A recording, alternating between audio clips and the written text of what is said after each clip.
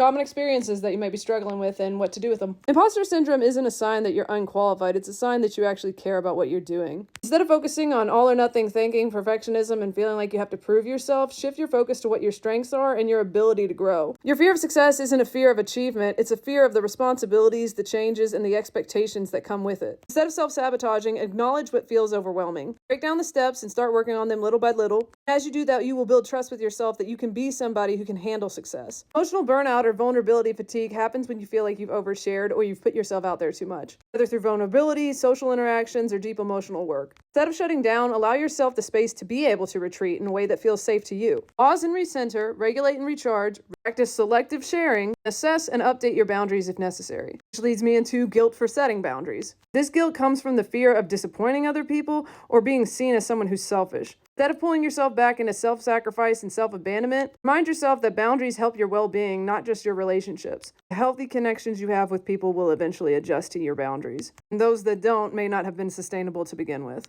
Which leads me into my last one for this video, the shame of outgrowing other people. Outgrowing other people might make you feel like you're sacrificing older versions of yourself as well as abandoning other people. This shame often comes from a feeling of loyalty, especially in long-standing relationships where change feels like loss. Instead of forcing yourself to shrink to fit old dynamics, honor your growth and appreciate what those connections did for you. Trust that the relationships that are meant to stay in your life will eventually catch up to you. Also recognize that not all growth is linear and everybody's process is a little bit different. Anyway, if you'd like me to do more of these, just let me know in the comments. Otherwise, my name is Sarah. I'm your favorite self-experimenting coach or companion, and I help get people reacquainted with who they most authentically are. You're an amazing person, and I hope you have the best day.